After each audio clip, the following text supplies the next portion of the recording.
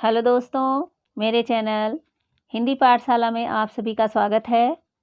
आज के वीडियो में हम कक्षा 7वीं के हिंदी पाठ्य पुस्तक छत्तीसगढ़ भारती के पाठ 8 का अध्ययन करेंगे। पाठ का शीर्षक है भिखारिन। पाठ को पूरा समझने के लिए आप वीडियो को आखिर तक पूरा देखना, और जो इस चैनल में नए हैं वे मेरे चैनल हिंदी पाठशाला को सब्सक्राइब भी कर देंगे। तो आइए दोस्तों, पाठ शुरू करते हैं। इस कहानी के जो लेखक हैं गुरुदेव रविंद्रनाथ टैगोर जी। बंगला साहित्य के बहुत प्रसिद्ध साहित्यकार हैं और इन्होंने हमारे देश के राष्ट्रगान जन गण मन की भी रचना की है। इस कहानी के माध्यम से गुरुदेव रविंद्रनाथ टैगोर जी ने ये बताना चाहा है कि आदमी के चरित्र को समझना बहुत ही जटिल होता है। कौन साधु के वेश में लुटेरा है और कौन भिखारी के रूप में महात्मा, यह पहचानना कठिन हो जाता है। प्रस्तुत कहानी एक पुत्र वत्सला अर्थात पुत्र से बहुत प्रेम करने वाली, पुत्र के प्रति ममता रखने वाली एक दिव्यांग भिखारिन, दिव्यांग अर्थात जो शरीर से या जिसके शरीर का कोई अंग काम न करता हो, अर्थात अंधा, बहरा, गूंगा या लूला लंगड़ा आदि शरीर से लाचार व्यक्ति दिव्यांग कहलाते हैं। और भिखारिन अर्थात भिक्षा मांगकर जीवन यापन करने वाली। तो यह कहानी एक ममतामयी दिव्यांग भिखारिन महिला की कहानी है, जिसके विश्वास को एक सेठ जो है छल देता है, धोखा दे देता है, और उनके उस महिला के संघर्ष की ये जो है संवेदनशील रचना है। संवेदनशील अर्थात हृदय को स्पर्श करने वाली भावनात्मक रचना है। गुरुदेव रविंद्रनाथ ने मानव चरित्र के कई परतों को इस कहानी में संवेदनशीलता के साथ रखा है। एक भिखारिन अपने जीवन की समस्त पूंजी द्वारा अपने पालित पुत्र को, पालित अर्थात पाले हुए, जिसका उन्होंने पालन किया था, ऐसे पुत्र को रोग मुक्त करने के लिए पूरी पूंजी को वो खर्च करना चाहती है। उस पूंजी को जिसे उन्होंने भिक्षा मांगकर एकत्र किया था। लेकिन समाज का धनवान और धर्म कर्म में प्रसिद्ध सेठ उसके भीख से संचित धन को लौटाना नहीं चाहता, छल से अपने पास रखता है, गबन करना चाहता है उसके धन को। संतान की पहचान कहानी को एक निर्णायक मोड़ देती है और पाठकों को मानव चरित्र को समझने और पहचानने का बोध भी देती है, अर्थात ज्ञान कराती है। एक सेठ भिखारिन के पांव पर क्यों गिर पड़ता है? वह क्यों यह कहने को विवश है कि ममता की लाज रख लो, आखिर तुम भी तो उसकी माँ हो। कहानी की मार्मिकता को पाठक इन पंक्तियों में शिद्दत के साथ महसूस कर सकते हैं कि उसके नेत्रों से अश्रु बह रहे थे, किंतु वह भिखारिन होते हुए भी सेठ से महान थी। इस समय सेठ याचक था और वह भिखारिन महिला दाता थी। तो कहानी इस प्रकार है। अंधी प्रतिदिन मंदिर के दरवाजे पर आकर खड़ी होती। दर्शन करने वाले बाहर निकलते तो अपना हाथ फैला देती और नम्रता से बोलती, बाबूजी, अंधी पर दया हो जाए।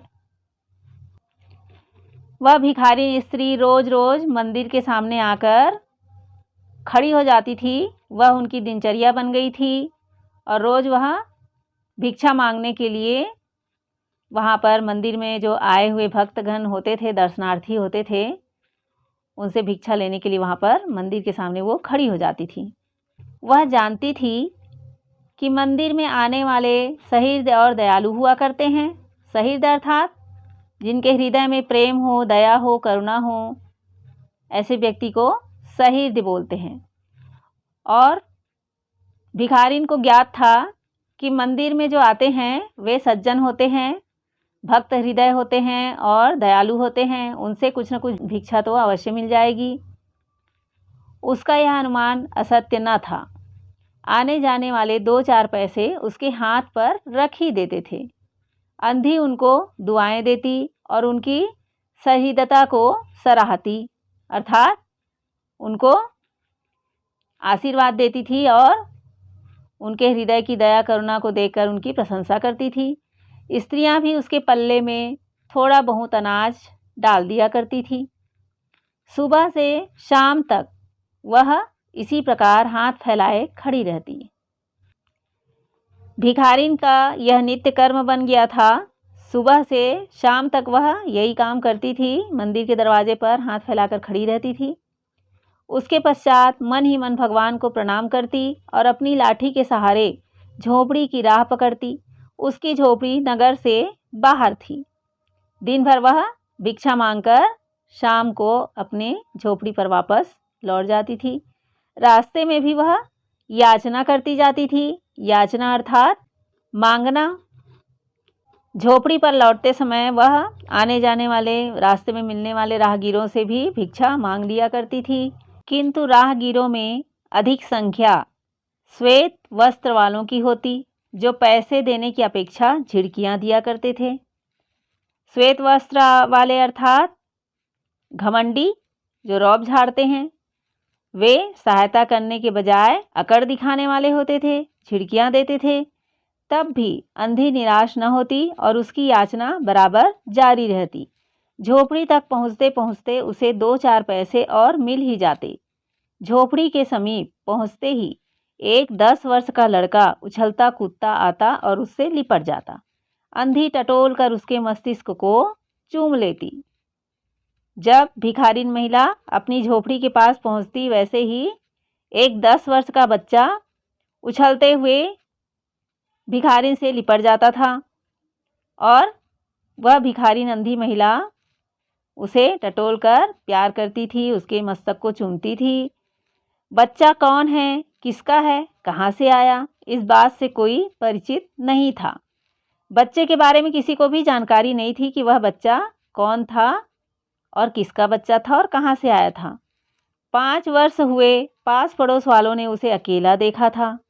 5 वर्ष पहले वो बच्चा आया था और अड़ोस पड़ोस के लोगों ने उसे अकेला देखा था। वह बच्चा किसी भी व्यक्ति के साथ नहीं आया था। उनके माता पिता उनके साथ नहीं थे, कोई बड़ा बुजुर्ग उनके साथ नहीं था। वह अकेला ही आया था, वहाँ रो रहा था 5 वर्ष पहले। तब भिखारी ने उसे अपने पास रख लिया था। इन्हीं दिनों एक दिन संध्या समय लोगों ने उसकी गोद में एक बच्चा देखा, वह रो रहा था। अंधी उसका मुख चूम चूम कर उसे चुप करने का प्रयत्न कर रही थी। यह कोई असाधारण घटना न थी, अतः किसी ने भी नहीं पूछा कि बच्चा किसका है। अब लोगों को ये बात सामान्य सी लगी कि भिखारिन किसका बच्चा ले आई है और क्यों उसे अपने पास रख रही है, ऐसा प्रश्न किसी ने नहीं किया। अब वो बच्चा भिखारिन के पास रहने लगा। उसी दिन से वह बच्चा अंधी के पास था और प्रसन्न था। उसको वह अपने से अच्छा खिलाती और पहनाती थी। भिखारिन उस बच्चे को अच्छा खिलाती और अच्छा पहनाती थी, खुद से भी ज़्यादा ध्यान उस बच्चे का रखती थी। अंधी ने अपनी झोपड़ी में एक हांडी गाड़ रखी थी। हांडी अर्थात एक गोल पात्र जिसका आकार पटलोही की तरह होता है। तो अंधी भिखारिन अपनी झोपड़ी में एक हांडी रखी थी। दिन भर जो कुछ मांग कर लाती उसमें डाल देती और उसे किसी वस्तु से ढक देती थी। भिखारिन जो भी भिक्षा मांग कर लाती थी उन पैसों को उस हांडी में रख देती थी और किसी चीज़ से उस हांडी को ढक देती थी ताकि दूसरे व्यक्तियों की दृष्टि उस पर ना पड़े। खाने के लिए अन्न काफ़ी मिल जाता था, उससे काम चलाती। पहले बच्चे को पेट भर खिलाती, फिर स्वयं खाती। रात को बच्चे को अपने वक्ष से लगाकर वहीं पड़ी रहती। अब इस प्रकार से जो भिखारिन महिला थी वह उस बच्चे का भरण पोषण करती थी। पहले उस बच्चे को भरपेट खिलाती थी, उसके पश्चात खुद खाती थी और रात को अपनी छाती से चिपकाकर उसे सुलाती थी। प्रातःकाल होते ही उसको खिला पिलाकर फिर मंदिर के द्वार पर जा खड़ी होती थी। फिर प्रातः होते ही, सुबह होते ही वह मंदिर पर पहुंच जाती थी भिक्षा मांगने के लिए और उसके पहले वो बच्चे को खिला पिलाकर तैयार कर जाती थी। काशी में सेठ बनारसी दास बहुत प्रसिद्ध व्यक्ति थे। बच्चा बच्चा उनकी कोठी से परिचित था। तो काशी में जो एक सेठ जी थे, उनका नाम बनारसी दास था। वे बहुत ही मशहूर व्यक्ति थे और हर कोई उनके बारे में जानता था। उनकी हवेली नुमा घर के बारे में जानता था। वे बहुत बड़े देवभक्त और धर्मात्मा थे। धर्म पर उनकी बड़ी श्रद्धा थी। दिन के 12 बजे तक वे ध्यान स्नान में संलग्न रहते थे। उनकी कोठी पर हर समय भीड़ लगी रहती थी। तो वह जो सेठ थे वे बड़े धार्मिक प्रतीत होते थे। पूजा पाठ ध्यान आदि में लगे रहते थे और उनकी कोठी पे अर्थात उनकी हवेली नुमा घर पर हर समय भीड़ लगी रहती थी। किसकी भीड़ लगी रहती थी? कर्ज के इच्छुक व्यक्ति आते थे उनके पास। परंतु ऐसे व्यक्तियों का भी तांता बंधा रहता जो अपनी पूंजी सेठ जी के पास धरोहर रूप में रखने आते थे। कुछ व्यक्ति उनके पास ऐसे भी आते थे जो अपना धन सेठ जी के पास जमा करने के लिए रखना चाहते थे। सैकड़ों भिखारी अपनी जमा पूंजी इन्हीं सेठ जी के पास जमा कर जाते थे। अंधी को भी यह ज्ञात था, किंतु पता नहीं कि अब तक वह अपनी कमाई यहाँ जमा कराने में क्यों हिचकिचाती रही। अंधी इस बात को जानती थी कि सेठ जी के पास सभी अपना धन रखने के लिए जाते हैं, तो उनके पास उन्हें भी अपनी हाड़ी लेकर जाना चाहिए, लेकिन वो अभी तक सेठ जी के पास अपनी जमा पूंजी को रखने नहीं गई थी। उसके पास काफ़ी रुपए हो गए थे। हाड़ी लगभग पूरी भर गई थी। उसको शंका थी कि कहीं कोई उसको चुरा न ले। एक दिन संध्या समय अंधी ने वह हाड़ी उखाड़ी और अपने फटे हुए आंचल में छुपाकर सेठ जी की कोठी पर जा पहुंची। अब हांडी भर चुकी थी और धन रखने की कोई गुंजाइश उस हांडी में बची नहीं थी। तब भिखारिन महिला ने उस हांडी को उखाड़ लिया, जहाँ वो गाड़ कर रखी थी वहाँ से उखाड़ कर अपने आंचल में छुपाकर सेठ जी के पास जा पहुंची। सेठ जी बही खाते के पृष्ठ उलट रहे थे। बही खाता किसको कहते हैं? जिसमें हिसाब किताब लिखा जाता है, ऐसा रजिस्टर बही खाता कहलाता है। उन्होंने पूछा, क्या है बुढ़िया? सेठ जी ने भिखारिन को देखकर पूछा। अंधी ने हाड़ी उनके आगे सरका दी और डरते डरते कहा, सेठ जी इसे अपने पास जमा कर लीजिए, मैं अंधी अपाहिज कहाँ रखती फिरूंगी। अब उस अंधी महिला ने कहा कि मैं तो अपाहिज हूँ, अंधी हूँ, इस धन से भरी हुई हांडी की सुरक्षा ठीक से नहीं कर पाऊंगी, तो इसे आप अपने पास सुरक्षित रख लीजिए, जब मुझे ज़रूरत होगी तब मैं ले लूँगी, ऐसा उनका कहना था। सेठ जी ने हांडी की ओर देखकर कहा, इसमें क्या है? अंधी ने उत्तर दिया, भीख मांगकर अपने बच्चे के लिए 2-4 पैसे इकट्ठे किए हैं, अपने पास रखते डरती हूँ, कृपया इन्हें आप अपनी कोठी में रख लें। सेठ जी ने मुनीम की ओर संकेत करते हुए कहा। जब भिखारिन महिला ने उनको हांडी की बात बताई कि वह भिक्षा मांगकर यह धन इकट्ठा करके अपने पास रखी थी और इसे मैं आपके पास सुरक्षा के लिए सौंपना चाहती हूँ, तब सेठ जी ने अपने मुनीम की ओर इशारा किया और अपने बही में जमा करने के लिए कहा। फिर बुढ़िया से पूछा, तेरा नाम क्या है? अंधी ने अपना नाम बताया तो मुनीम जी ने नकदी गिनकर उसके नाम से जमा कर ली। अंधी सेठ जी को आशीर्वाद देती हुई अपनी झोपड़ी में चली गई। अब अंधी भिखारिन हाड़ी सौंपकर वहाँ से अपनी झोपड़ी पर वापस चली गई। 2 वर्ष बहुत सुखपूर्वक बीते। इसके पश्चात एक दिन लड़के को ज्वर ने आ दबाया। अब 2 वर्ष बहुत अच्छी तरह से बीत गया। 2 वर्ष बीतने के बाद एक दिन अचानक उनके बेटे को अर्थात भिखारिन जिनको पाल रही थी उस बच्चे को बुखार आ गया। अंधी ने दवा दारू की, वैद्य हकीमों से उपचार कराया, परंतु संपूर्ण प्रयत्न व्यर्थ सिद्ध हुए।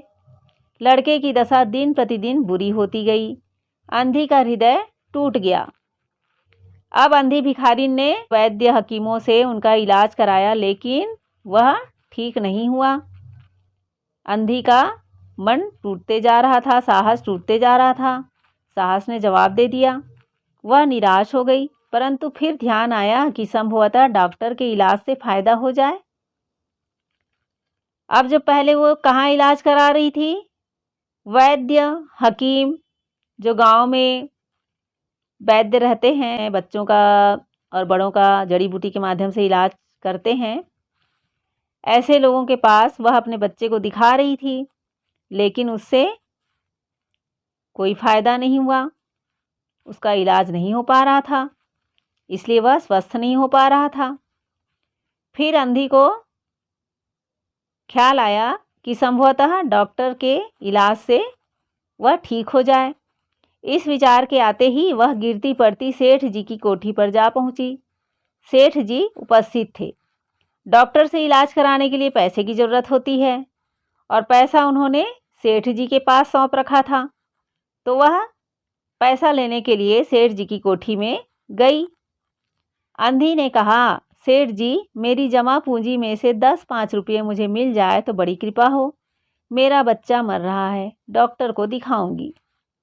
अंधी ने बताया सेठ जी को कि उनका बच्चा जो है बीमार है, वह डॉक्टर को दिखाने के लिए पैसे लेना चाहती है, तो 10-5 रुपये अपने जो धरोहर सौंप के गई थी उसमें से 10-5 रुपये मुझे मिल जाए तो अच्छा हो। सेठ जी ने कठोर स्वर में कहा, कैसी जमा पूंजी, कैसे रुपये? मेरे पास किसी के रुपये जमा नहीं है। तो सेठ जी ने उसे धोखा दे दिया और निर्दयतापूर्वक कहा कि कैसी जमा पूंजी है, कौन से रुपए हैं, और मेरे पास तुम्हारे कोई रुपये नहीं है। तो अंधी बेचारी रोते हुए उत्तर देकर बोली कि 2 वर्ष हुए मैं आपके पास धरोहर के रूप में रख कर गई थी, दे दीजिए, बड़ी दया होगी। तो अंधी ने गिड़गिड़ाते हुए कहा, 2 वर्ष पहले मैं अपने पैसे आपको संरक्षण के लिए सौंप कर गई थी, उसी में से थोड़े पैसे कृपा करके मुझे दे दीजिए, मुझे बहुत ज़रूरत है। सेठ जी ने मुनीम की ओर रहस्यमयी दृष्टि से देखते हुए कहा, मुनीम जी, जरा देखना तो, इसके नाम की कोई पूंजी जमा है क्या? तेरा नाम क्या है री? सेठ जी ने मुनीम को संकेत करते हुए कहा कि बही खाता देखकर बताना कि इसके नाम की कोई पूंजी जमा वमा तो है नहीं है। अब फिर उसने भिखारिन से पूछा कि तेरा नाम क्या है? तो सेठ जी उसे पैसा वापस करना तो चाहते नहीं थे, इसीलिए वह अच्छा होने का दिखावा करते हुए मुनीम जी से कहते हैं कि बही खाता देकर बताना तो, क्या इसके नाम का कोई जमा धन है? अब अंधी की जान में जान आई, आशा बंधी। पहला उत्तर सुनकर उसने सोचा कि यह सेठ बेईमान है, किंतु अब सोचने लगी कि संभवतः इसे ध्यान न रहा होगा। ऐसा धर्मात्मा व्यक्ति भी भला कहीं झूठ बोल सकता है? अंधी जो है सेठ जी को धर्मात्मा मानती थी, सज्जन व्यक्ति समझती थी। उसे सेठ जी की असलियत पता नहीं थी। उसने अपना नाम बता दिया। मुनीम ने सेठ जी का संकेत समझ लिया था। बही के पृष्ठ उलट पुलट कर देखा, फिर कहा, नहीं तो इस नाम पर 1 पाई भी जमा नहीं है। अब मुनीम जी तो समझ गए थे कि सेठ जी पैसा गबन करना चाहते हैं, वे तो अंधी भिखारिन को उसका पैसा लौटाना नहीं चाहते।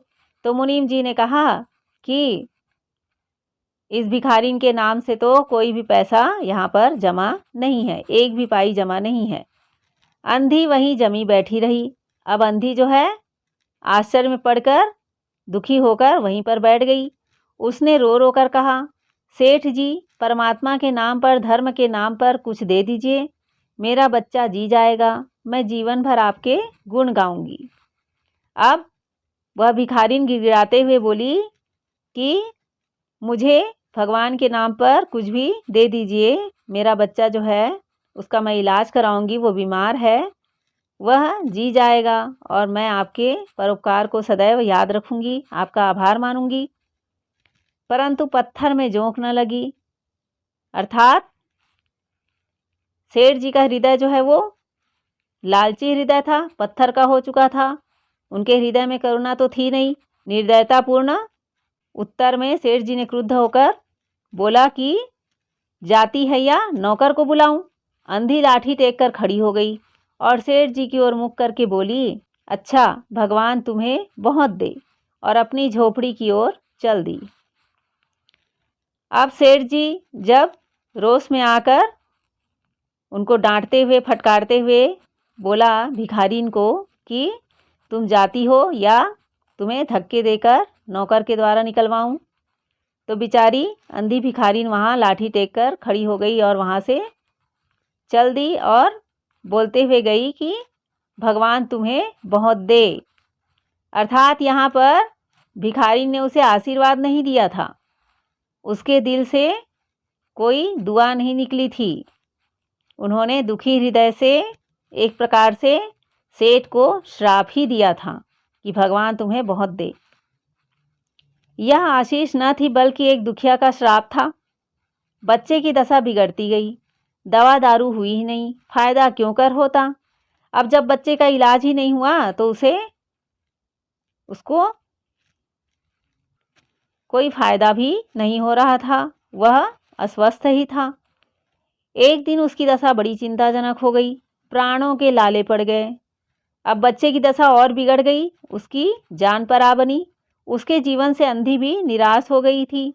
सेठ जी पर रह रहकर उसे क्रोध आता था। इतना धनी व्यक्ति है, 2-4 रुपये दे ही देता तो क्या चला जाता, और फिर मैं उससे कुछ दान नहीं मांग रही थी, अपने ही रुपये मांगने गई थी। सेठ जी से उसे घृणा हो गई। अब अंधी भिखारी को पता चल चुका था कि जो सेठ है वो छल करता है, कपट करता है, धोखा देता है, और वह सज्जन व्यक्ति नहीं है, वह धार्मिक व्यक्ति भी नहीं है। तो ये सच्चाई जानकर सेठ जी के प्रति भिखारिन के हृदय में घृणा उत्पन्न हो गई थी। बैठे बैठे उसको कुछ ध्यान आया। उसने बच्चे को अपनी गोद में उठा लिया और ठोकरे खाती पड़ती सेठ जी के पास पहुंची और उनके द्वार पर धरना देकर बैठ गई। अब भिखारिन के पास कोई चारा, कोई उपाय तो था नहीं। वह अपने बच्चे को अपनी गोद में लेकर सेठ जी के दरवाजे पर जाकर जमकर बैठ गई। बच्चे का शरीर ज्वर से भभक रहा था और अंधी का कलेजा भी। अब बच्चे का शरीर तो बुखार से तप ही रहा था, साथ में अंधी का हृदय भी दुख और रोष से जल रहा था। एक नौकर किसी काम से बाहर आया। अंधी को बैठी देखकर उसने सेठ जी को सूचना दी। अब सेठ जी की कोठी के अंदर से एक नौकर बाहर आया। दरवाजे पर उसने देखा कि अंधी बैठी है, तो वह अंदर जाकर सेठ जी को सूचना देकर बोला कि बाहर में भिखारिन बैठी है, अभी तक गई नहीं। सेठ जी ने आज्ञा दी कि उसे भगा दो। सेठ जी ने नौकर से कहा कि उस अंधी भिखारिन को डांट कर भगा दो। नौकर ने अंधी को चली जाने को कहा, किंतु वह उस स्थान से नहीं हिली। मारने का भय भी दिखाया, पर वह टस से मस नहीं हुई। नौकर ने फिर अंदर जाकर कहा कि वह नहीं टलती। नौकर के लाख बोलने पर, डांटने पर, फटकारने पर भी वह भिखारिन वहाँ से टस से मस नहीं हुई, नहीं हिली। तब नौकर अंदर जाकर सेठ जी को बताकर कहता है कि वह जा ही नहीं रही है। सेठ जी स्वयं बाहर पधारे, देखते ही पहचान गए। बच्चे को देखकर उन्हें बहुत आश्चर्य हुआ कि उसकी शक्ल सूरत उनके मोहन से बहुत मिलती जुलती है।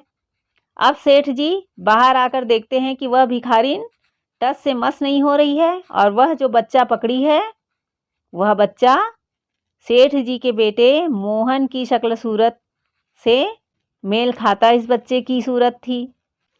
वह बच्चा जिसे गोद में लेकर वह भिखारिन रोती बैठी थी, उसकी शक्ल सूरत सेठ जी के बच्चे मोहन से बहुत मिलती जुलती है। सेठ जी समझ गए कि वह बच्चा उसका मोहन ही है।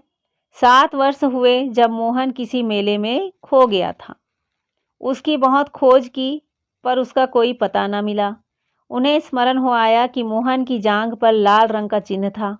इस विचार के आते ही उन्होंने अंधी की गोद के बच्चे की जांघ देखी। चिन्ह अवश्य था, परंतु पहले से कुछ बड़ा। उनको विश्वास हो गया कि बच्चा उन्हीं का मोहन है। अब सेठ जी ने इत्मीनान करने के लिए, विश्वास करने के लिए बच्चे को देखा गौर से, और उनकी जांघ को भी चेक किया, जांच किया। मोहन की जांघ पर चिन्ह था। उसने उस चिन्ह की जांच करने के लिए मोहन की जांघ को देखा तो वहाँ पर चिन्ह मौजूद था। अब सेठ जी को पक्का विश्वास हो गया कि वह उसी का बेटा मोहन है। उन्होंने तुरंत उसको छीनकर अपने कलेजे से चिपटा लिया। शरीर ज्वर से तप रहा था। नौकर को डॉक्टर लेने को भेजा और स्वयं मकान के अंदर चल दिए। अब सेठ जी बच्चे को लेकर अपने मकान के अंदर चल दिए और नौकर को भेज दिया डॉक्टर को लाने।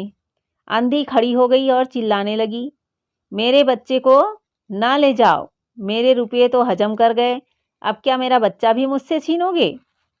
अब अंधी भिखारिन चिल्लाने गिड़गिड़ाने लगी कि मेरे बच्चे को ना लेके जाओ, तुमने पहले ही मेरे पैसे छीन लिए हैं मुझसे, अब मेरा बच्चा भी छीन लोगे क्या। सेठ जी बहुत चिंतित हुए और बोले, बच्चा मेरा है, यही एक बच्चा है, 7 वर्ष पूर्व कहीं खो गया था, अब मिला है, अब इसको नहीं जाने दूंगा और लाख यत्न करके भी इसके प्राण बचाऊंगा। तो सेठ जी ने कहा कि ये मेरा बच्चा है, मैं इसे अब कहीं नहीं जाने दूंगा और कैसे भी करके मैं इसके प्राण बचाऊंगा। अंधी ने जोर का ठहाका लगाया, तुम्हारा बच्चा है इसलिए लाख यत्न करके भी उसे बचाओगे, मेरा बच्चा होता तो उसे मर जाने देते, क्यों, यह भी कोई न्याय है। इतने दिनों तक खून पसीना एक करके उसको पाला है, मैं उसको अपने हाथ से नहीं जाने दूंगी। अब भिखारिन बोली कि वह मेरा बच्चा है, मैंने खून पसीना एक करके उसको इतने दिनों तक पाला है, अब मैं उसको अपने हाथ से नहीं जाने देना चाहती। सेठ जी की अजीब दशा थी, कुछ करते धरते नहीं बनता था। कुछ देर वहीं मौन खड़े रहे, फिर मकान के अंदर चले गए। अंधी कुछ समय तक खड़ी रोती रही, फिर वह भी अपनी झोपड़ी की ओर चल दी। सेठ जी बच्चे को लेकर मकान के अंदर चले गए और अंधी रोती गिड़गिड़ाती अपने झोपड़ी में वापस चली गई। दूसरे दिन प्रातःकाल प्रभु की कृपा हुई या दवा ने अपना जादू का सा प्रभाव दिखाया कि मोहन का ज्वर उतर गया। दूसरे दिन मोहन थोड़ा स्वस्थ हो गया, उसका बुखार उतर गया। होश आने पर उसने अपनी आंखें खोली तो सर्वप्रथम शब्द उनकी जबान से निकला, माँ। अब मोहन आंखें खोलकर कहता है, माँ। चारों ओर अपरिचित शक्लें देखकर उसने अपने नेत्र फिर बंद कर लिए। उस समय से उसका ज्वर फिर अधिक होना आरंभ हो गया। मोहन ने ये उम्मीद की थी कि माँ कहते ही उसकी माँ ही दिखाई देगी, अर्थात वही भिखारिन महिला जिसने उसको पिछले 5 सालों से पाल पोस कर बड़ा किया था। वह उसे अपनी माँ समझता था। जब वह माँ उसे दिखाई नहीं दी तो वह अंदर से घबरा गया और नेत्र बंद कर लिया, क्योंकि उनके आमने सामने अपरिचित शक्लें दिख रही थी जिसे वो पहचानता नहीं था। अब उसका ज्वर फिर से अधिक होना शुरू हो गया, वह फिर से बुखार से ग्रस्त हो गया। माँ माँ की रट लगी हुई थी। डॉक्टरों ने जवाब दे दिया। सेठ जी के हाथ पांव फूल गए, चारों ओर अंधेरा दिखाई पड़ने लगा। अब वह बच्चा माँ माँ की रट लगाए रखा था। डॉक्टरों ने भी जवाब दे दिया, अर्थात वह भी असमर्थ हो गए उनका इलाज करने में। सेठ जी भी घबरा गए, उनका भी हाथ पांव फूलने लग गया, चारों ओर अंधेरा दिखाई देने लगा, कोई उपाय सूझ नहीं रहा था। क्या करूं, एक ही बच्चा है, इतने दिनों बाद मिला भी तो मृत्यु उसको अपने चंगुल में दबा रही है, इसे कैसे बचाऊं। अब सेठ जी परेशान हो गए कि एक ही बच्चा है मेरा और इतने दिनों बाद मुझे मिला है, लेकिन मैं उसकी जान बचा नहीं पा रहा हूँ। क्या करूँ मैं, क्या उपाय करूँ, कोई चारा नहीं मिल रहा। सहसा उनको अंधी का ध्यान आया। पत्नी को बाहर भेजा कि देखो कहीं वह अब तक द्वार पर न बैठी हो। सहसा ख्याल आया सेठ जी को, अचानक ख्याल आया कि वह भिखारिन कहीं दरवाजे पर तो नहीं बैठी है, उसे बुला लो। परंतु वह यहाँ कहाँ। अब सेठ जी पत्नी को बाहर भेजते हैं कि जाके भिखारिन को बुलाकर लाओ, लेकिन वह भिखारिन तो चली गई थी। सेठ जी ने घोड़ा गाड़ी तैयार कराई और बस्ती से बाहर उसकी झोपड़ी पर पहुंचे। झोपड़ी बिना द्वार के थी, अंदर गए। सेठ जी तुरंत घोड़ा गाड़ी में चले गए भिखारिन की झोपड़ी पर, जो कि नगर के बाहर थी। झोपड़ी में दरवाज़ा नहीं था, वह सीधे अंदर चले गए। देखा कि अंधी एक फटे पुराने टाट पर पड़ी थी पड़ी है और उसके नेत्रों से अश्रुधारा बह रही है। सेठ जी ने देखा कि वह अंधी एक फटे पुराने टाट पर, जो बोरे जैसा एक टुकड़ा होता है, उस पर वह पड़ी हुई थी और रो रही थी। सेठ जी ने धीरे से उसको हिलाया। उसका शरीर भी अग्नि की भांति तप रहा था। अब उस अंधी भिखारिन की हालत भी खराब हो रही थी अपने बेटे के दुख में। वह अपने बेटे से जो वियोग था उसे सह नहीं पा रही थी। उसे याद कर वह रो रही थी और रोते रोते उसको भी ज्वर हो आया था। उसका शरीर भी तपने लगा था। सेठ जी ने कहा, बुढ़िया, तेरा बच्चा मर रहा है। डॉक्टर निराश हो गए हैं। रह रह कर वह तुझे पुकारता है। अब सेठ जी ने भिखारिन से कहा कि बुढ़िया, तेरा बच्चा है, वह मर रहा है वो, और डॉक्टर भी उसका इलाज नहीं कर पा रहे हैं, और वह बच्चा रह रह कर तुझे पुकार रहा है, माँ माँ रट रहा है। अब तू ही उसके प्राण बचा सकती है। चल और मेरे नहीं, अपने बच्चे की जान बचा ले। अब सेठ जी बुढ़िया से कहता है कि वह तुम्हारा बच्चा है और तुम अपने बच्चे की जान बचा लो। अंधी ने उत्तर दिया, मरता है तो मरने दो, मैं भी मर रही हूँ। हम दोनों स्वर्गलोक में फिर माँ बेटे की तरह मिल जाएंगे। इस लोक में सुख नहीं है, वहाँ मेरा बच्चा सुख से रहेगा। मैं वहाँ उसकी सुचारू रूप से सेवा शुश्रूषा करूँगी। अब भिखारिन बहुत दुखी होकर कहती है कि हम दोनों ही मर रहे हैं और अब हम दोनों ही यहाँ से स्वर्ग चले जाएंगे और वहाँ सुख से रहेंगे। मैं अपने बच्चे की सेवा वहाँ सुचारू रूप से कर लूँगी। सेठ जी अब रो दिए। आज तक उन्होंने किसी के सामने सिर न झुकाया था, किंतु इस समय अंधी के पांव पर गिर पड़े और रो रो कर बोले, ममता की लाज रख लो, आखिर तुम भी उसकी माँ हो। चलो, तुम्हारे चलने से वह बच जाएगा। अब सेठ जी ने कहा गिड़गिड़ा कर, रोते हुए, कि ममता की लाज रखो और अपने बच्चे की जान बचा लो। चलो मेरे साथ चलो, तुम्हारे चलने से ही वह बच पाएगा। तुम उसकी माँ हो। ममता शब्द ने अंधी को विकल कर दिया। विकल अर्थात व्यथित कर दिया, बेचैन कर दिया। अब उसने तुरंत कहा, अच्छा चलो। सेठ जी सहारा देकर उसे बाहर लाए और घोड़ा गाड़ी पर बिठा दिया। गाड़ी घर की ओर दौड़ने लगी। उस समय सेठ जी और अंधी भिखारिन दोनों की एक ही दशा थी। दोनों की यही इच्छा थी कि शीघ्र से शीघ्र अपने बच्चे के पास पहुंच जाए। सेठ और भिखारिन दोनों ही अपने बच्चे से प्रेम करते थे। दोनों ही उसकी जान बचाना चाहते थे। दोनों को उस बच्चे की चिंता थी और दोनों की दशा इसीलिए समान थी, और वे दोनों शीघ्र ही जल्द से जल्द अपने बच्चे के पास पहुंचना चाहते थे। कोठी आ गई। सेठ जी ने सहारा देकर अंधी को उतारा और अंदर ले जाकर मोहन की चारपाई के समीप उसको खड़ा कर दिया।